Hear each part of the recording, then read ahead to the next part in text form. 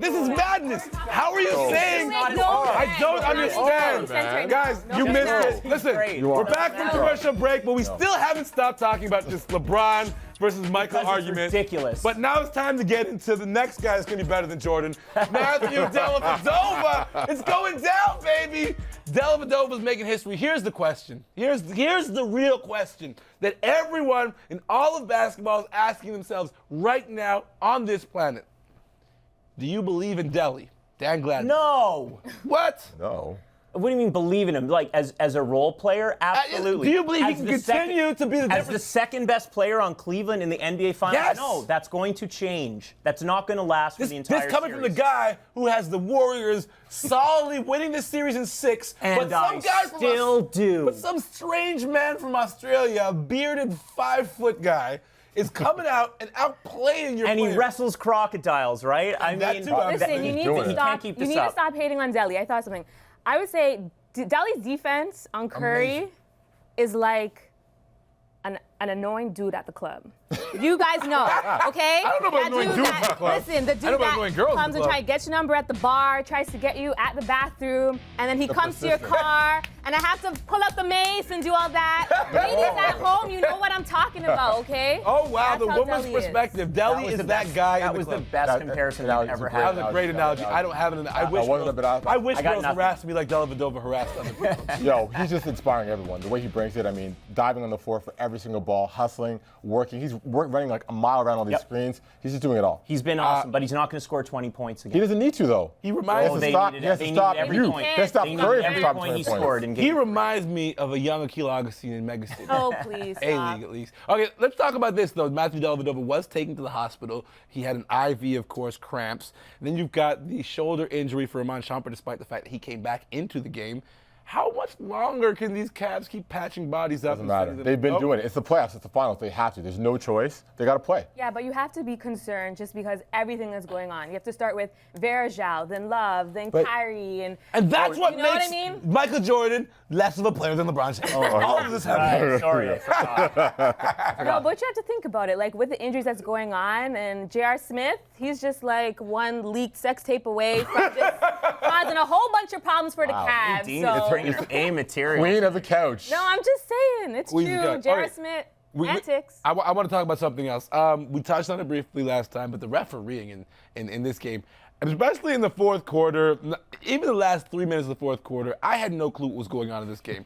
First off, LeBron James commits a turnover, then books it down court and absolutely tackles Steph Curry. It was this great takedown. Then you see Dellavedova get a nice foot to the face from David Lee.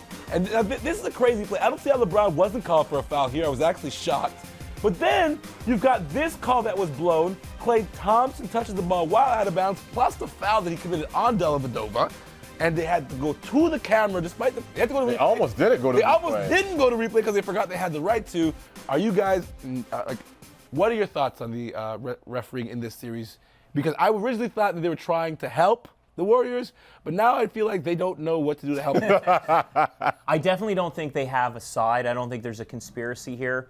There's been some questionable calls. Unfortunately, it's kind of like that all season. Basketball is a brutally hard sport to officiate, and you're seeing some of the results of it. It's just there's some plays slip through. I kind of feel it's the opposite, because in the NBA particularly, there's superstar plays. We know LeBron gets the benefit of the calls. This is just bad calls, and I don't think at this level, like we're seeing some of the best basketball we've seen in a while.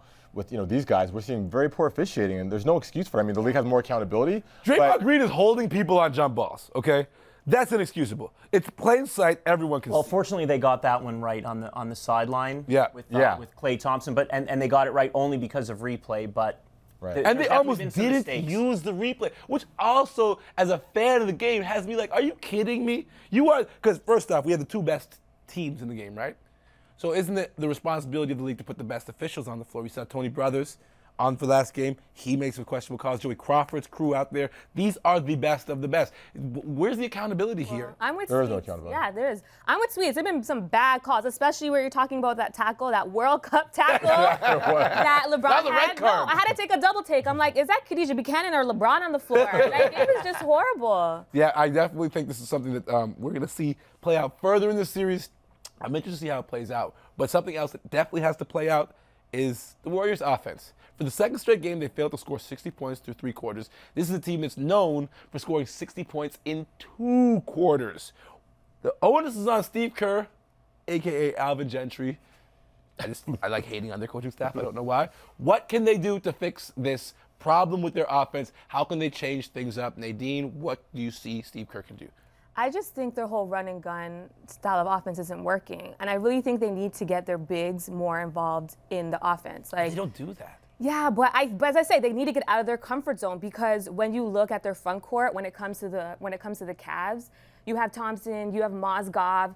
Combined, yet last night they played 76 minutes compared to the Warriors front court only played 30 minutes. So right off the bat, you can just see how much tougher, how much stronger the front court for the Cavs are, and they need to incorporate that. I like the fact that they're looking for answers, they're getting David Lee some minutes, trying some different stuff, but they have to go back to dictating the tempo. I mean, they're a run-and-gun team. Cleveland has stopped them from doing that. They have to keep pushing the ball, and the shooters got to keep shooting. I mean, it's going to fall eventually. Dad Gladman, Warriors in 6. How does it happen at this point? That is a lower Look, third. Golden State is out of their comfort zone right now. They're struggling.